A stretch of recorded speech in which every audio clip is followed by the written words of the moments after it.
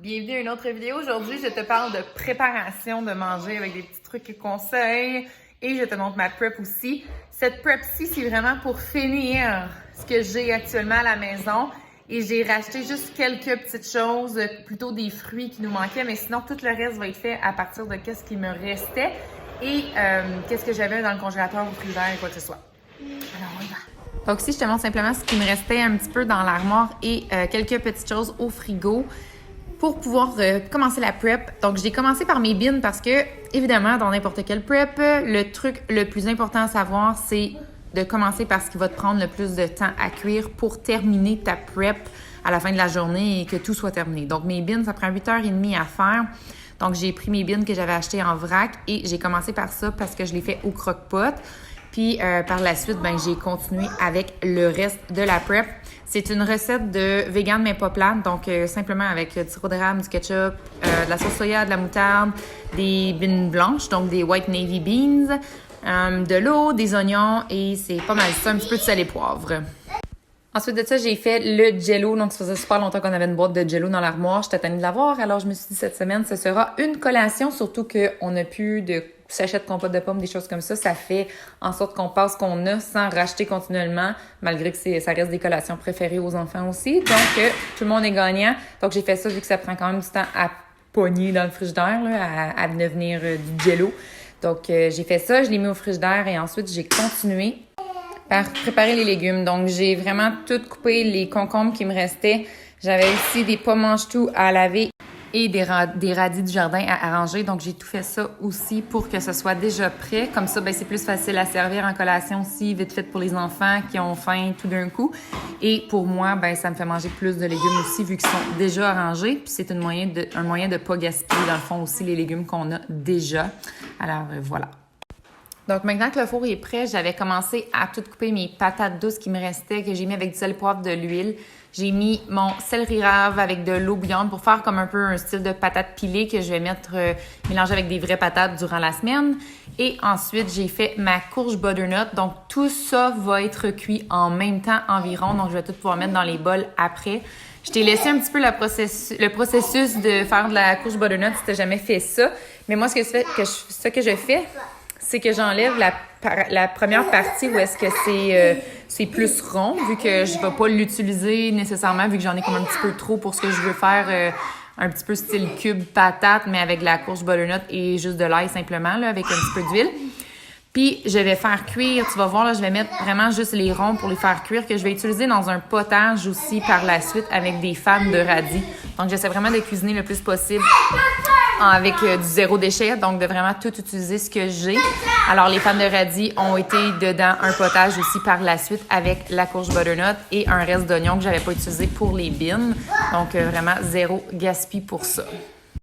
Donc, pendant que tout est au four, j'en profite pour faire mon lait d'amande. Comme tu vois, je vais un petit peu stratégique parce que là, plus tard, je vais faire des boules d'énergie avec mes pulpes d'amandes. Puis là, je dis juste du lait d'amande, mais il y a des walnuts aussi et des dattes cette semaine pour faire sucré et pour vraiment passer les walnuts que j'avais pour compléter parce que j'aurais pas eu assez d'amandes pour faire le lait à la quantité qu'on en avait besoin avant de retourner à l'épicerie. Donc, j'ai fait ça pour principalement, dans le fond, les overnight oats et les shakes pour cette semaine. Sinon, j'ai pas vraiment de recette qui va demander du lait d'amande, alors ça va être parfait comme ça.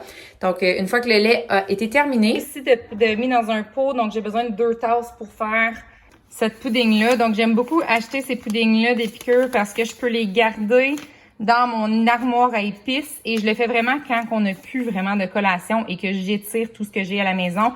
J'ai aussi fait un jello comme que tu as vu plus tôt dans la vidéo pour les collations. Ça va être vraiment, la pudding, ça va être vraiment plus comme un dessert pour toute la famille après le repas, tandis que le jello, ça va être vraiment pour les enfants comme collation.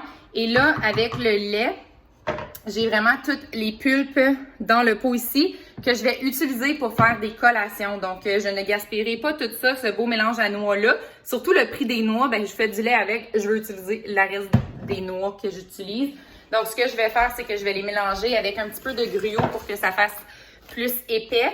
Je vais mettre des baies de goji, comme ça ici, avec des pépites de chocolat, du beurre d'arachide et un petit peu de miel pour que ça colle ensemble. Puis ça va faire des belles boules d'énergie, mais sans gaspillage de mes noix. Pour la recette, j'ai vraiment été à l'œil, puis je brassais, j'en remettais, j'allais vraiment sur le pif. Je n'ai pas suivi de recette parce que je ne suis plus tellement de recettes. Je m'en inspire souvent, mais je le fais avec ce que j'ai toujours.